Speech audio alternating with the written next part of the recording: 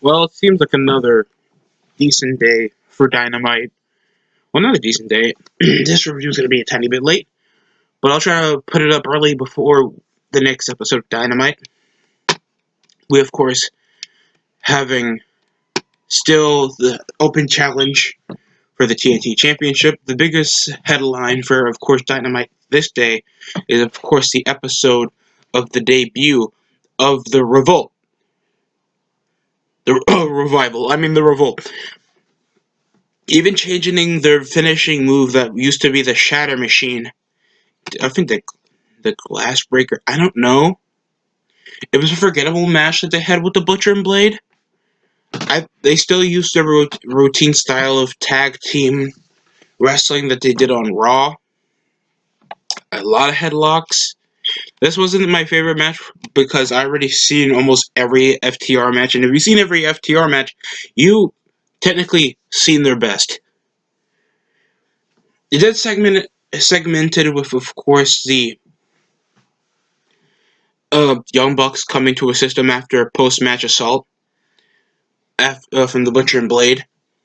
Now they're perennial jobbers after showing up that they were cronies for MJF the time when they had to deal with when he was dealing with the Jurassic Express.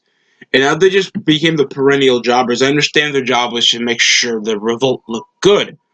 It's explained from the Tony Giovanni interview that they don't have a multi-year deal with AEW just yet. They're off a one-year deal, obviously with the big price point, probably come Fyter Fest, for a dream tag team match against the Young Bucks.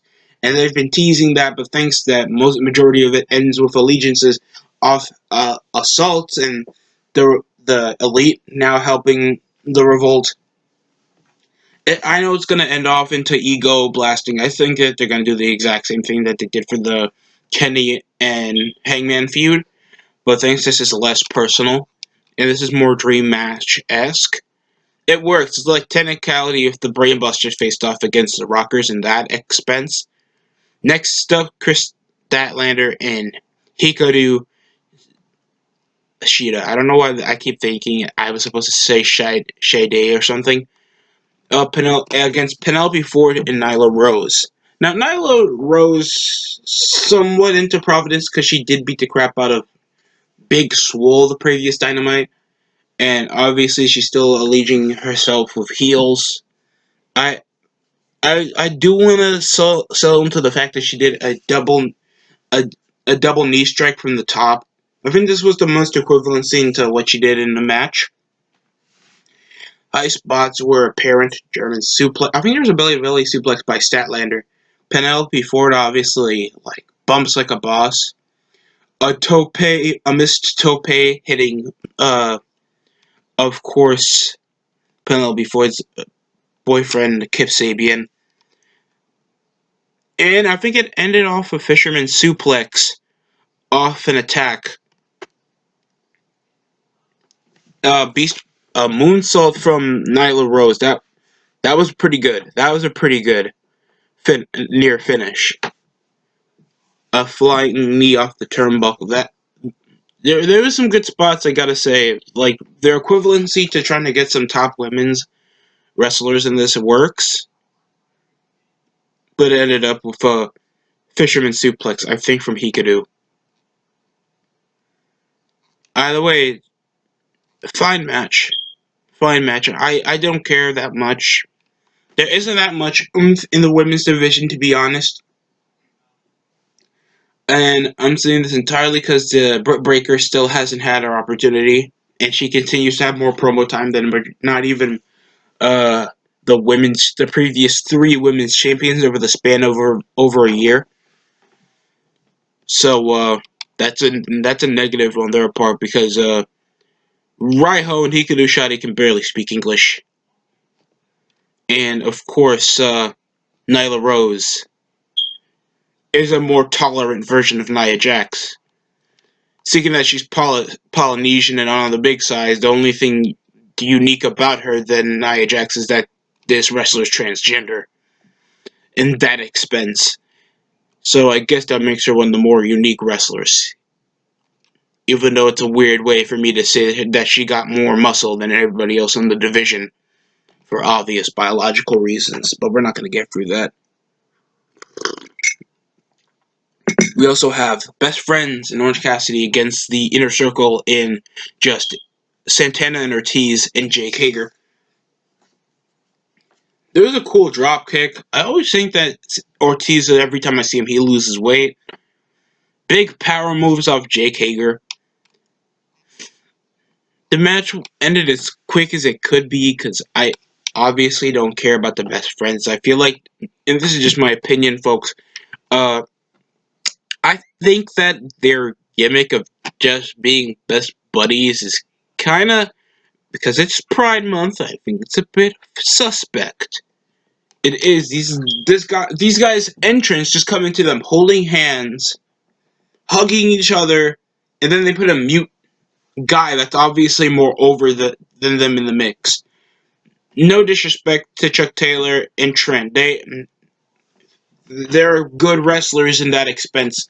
They're they're they're indie travelers. I don't care about the Best Friends. They have a generic gimmick that they're best friends.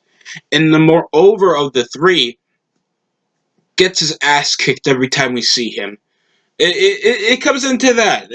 And most of them just come with them feuding either with the Inner Circle or with the Triangle of Pain. If anybody don't remember that, it's just the Lucha Brothers that's beat Ray Phoenix and Pentagon Jr. And of course Pac that's slash Neville, because most of, like half of the rosters were regurgitated WWE jobbers that obviously were main eventers or at least couldn't be. Right, Hager? So, that's just a tough pill to swallow. I think all Inner Circle members ended up winning. The highlight of the match just ended up with, of course, Jericho coming in a post-match assault. No, it was a roll-up. So, yeah, the Best Friends won this off a roll-up over Ortiz. After a suplex went wrong, a good pinfall by Orange Cassidy. So it ended up with the Inner Circle coming in on post-match assault, and then Jericho comes out of nowhere. Well, no, he was on commentary. So he came with a bag of oranges. Orange Cassidy was busted open and ended up with Jericho smashing his head with a bag of oranges because his name is Orange Cassidy. I don't know if this is borderline funny or psychotic. I want to put it as the latter because I'm a fan of Jericho, and anything he does that's stupid or either serious gets over. So, at that expense, I don't know if when real crowds come back to watch Dynamite that they're going to be expecting stuff like that. And I might go back to Impact reviews, like, real quick.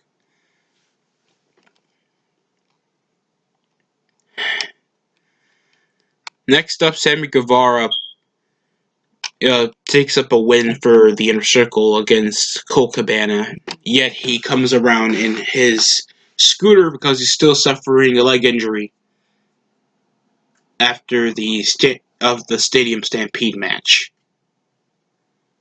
So, yeah, Spanish God returns back in action against Colt Cabana, and Colt Cabana continues his losing streak. After a diving knee gets out of nowhere, some kind of rotating thing. It's like the Rainmaker into a knee, so it's like a Rollins thing. Sammy Guevara won. I like being in death, but seeing my attitude to the rest of the show, I don't care. Colt Cabana loses again. The interviewer failed to get that many words from him, and it ended up with probably, just Evil Uno, Stu Grayson, that I was shocked to see because I haven't seen him on Dynamite in months. It's just been Brody Lee establishing himself, being of course, the head honcho of the Inner Circle. But what about the two guys that's been, pretty much making sure that your faction is legit? It's like the Doom. It's obvious like the Legion of Doom. I forgot what they called it back in WCW. It's like a faction like that, but it's only Kevin Sullivan, and he somehow wins matches, but he still can't beat Hulk Hogan. But that's besides the point. That ends up with, of course, Brody Lee lending a hand, and after the match, ending up with Cabana going to his locker room, going to their locker room. So probably we're about to see something different come next week. I could care less about this Dark Order. I wish I had a better name for it, other than the Dark Order, because there's really nothing dark about just wearing black, and then that's their gimmick. So we have just these guys rolling around, just Brody Lee screaming at his cronies. The only people that act dark is technically, I think, Evil Uno. Thinks he keeps talking in this monotone, uh, I guess supposed to be intimidating talk, and he seems to be more persuasive than Brody Lee. That just does whatever he wants and completely likes. And I understand that they probably want to do this so he can be like a bigger factor, and to the equivalence of him being treated as an intelligent but dangerous figure.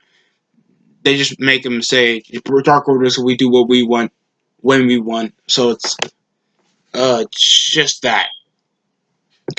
We segued into Brian Cage beating the shit out of Jon Moxley after an interview, hyping him into the arena, even though he doesn't even have a match. So it's just, I guess, some semblance of payback after Taz came in, interjecting himself into the interview, obviously pissed off about last week, disrespecting him and Brian Cage, and it ended up with Brian Cage attacking it behind the back.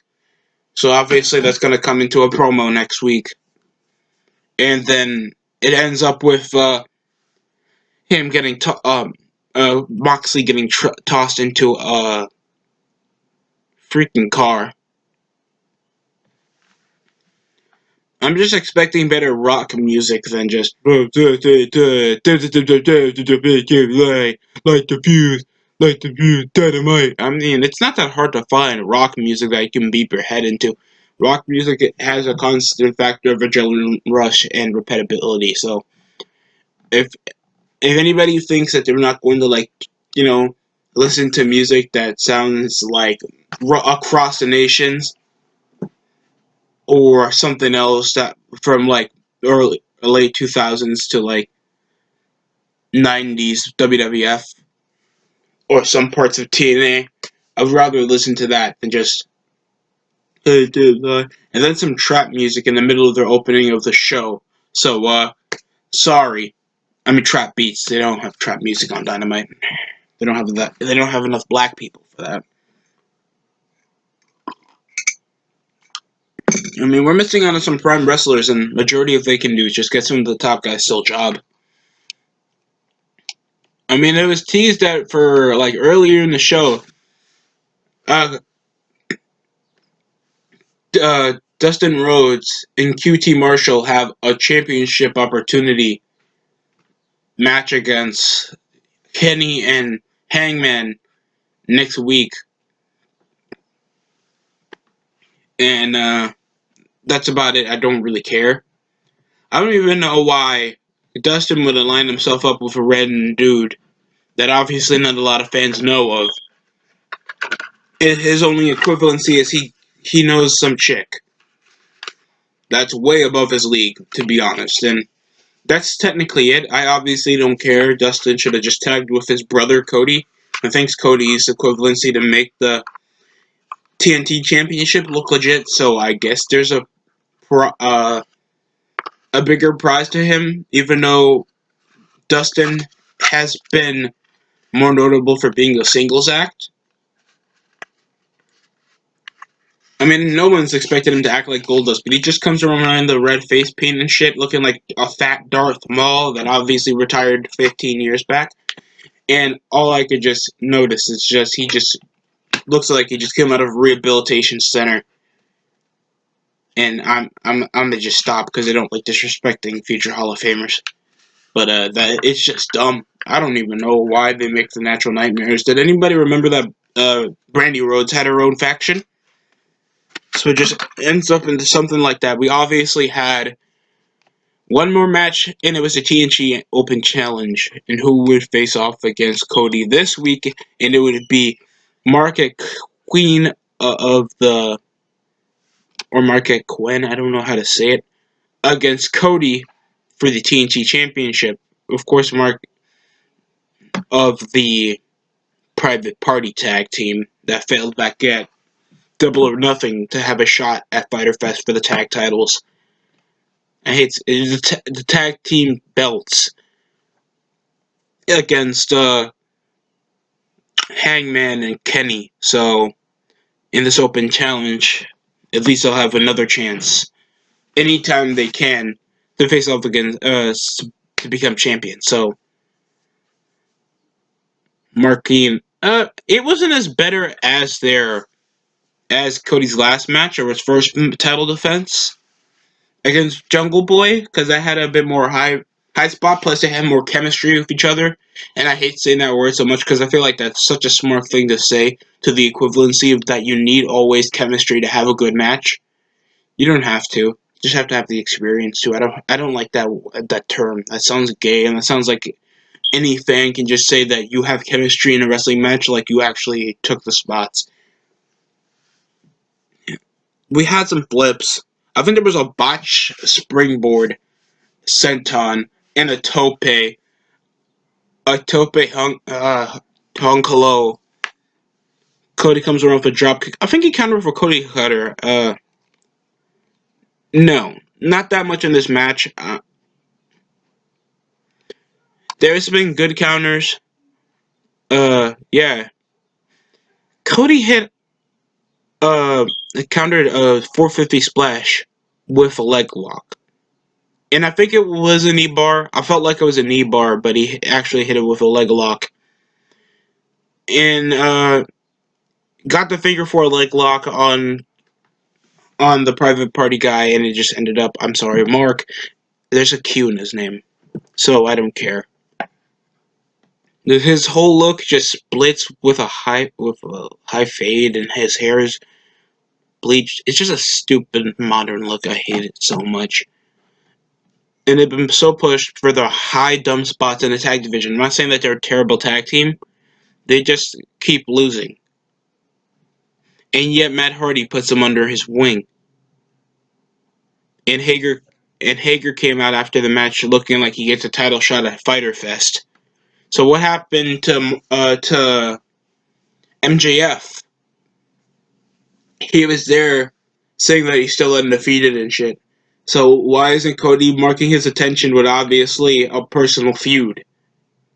The guy that was supposed to be with the Elite, the guy that beat him back at Revolution, I still remember that pay-per-view, and obviously a guy that technically has his number. So I know they're probably gonna leave that for All Out. Just I feel like it's just a bit underwhelming. There wasn't even a promo to consist of that, just an interview that technically is all MJF. So it just ends up in a wacky thing. Hagar just comes out, and it looks like Hagar gets a shot at Fyter Fest. I don't really care. This show gets a 5. The matches were watchable. There was a lack of promos in this show that did not end in a fight or just ended up brief. I would give if I was being a bit more harsher, I would give it a 5. I mean a 4 in that instance. I think this was a really weak show. It was good to see the Revolt in action. Anything else completely cut my attention. We obviously know that Cody's not losing a title match until probably pay-per-view, at least some guy that actually has a good singles reputation. So he faced off against a tag team specialist and obviously an up-and-comer that want to win a belt if there was a TNT Hardcore Championship. So that's a bit sad. Like, really, Jericho hitting somebody with oranges? I mean, the only match that I'm excited to see is probably Brody Lee against Moxley. That's practically it. Hagar and Cody is obviously going to be an okay match. I don't really know what other build-up that they have for Nyla Rose. Uh, and the Inner Circle continues to somewhat be dominant. And I don't know why feud with the Best Friends. And Jericho only has this issue with Orange Cassidy, all because of the post-match thing and because he interrupted his interview for the Homecoming Inner Circle thing. Thanks, Vicky Guerrero, by the way. Yeah, the show gets a 5. And I'm being polite. Because I was being a bit harsher. That means the show has Dynamite has to last for like 5 years. So you have higher expectations. I do. So I expect a better episode of Dynamite come next week. That's it coming from the DST show. Tell me how you feel about Dynamite on the comment section. Always leave your opinion because it matters.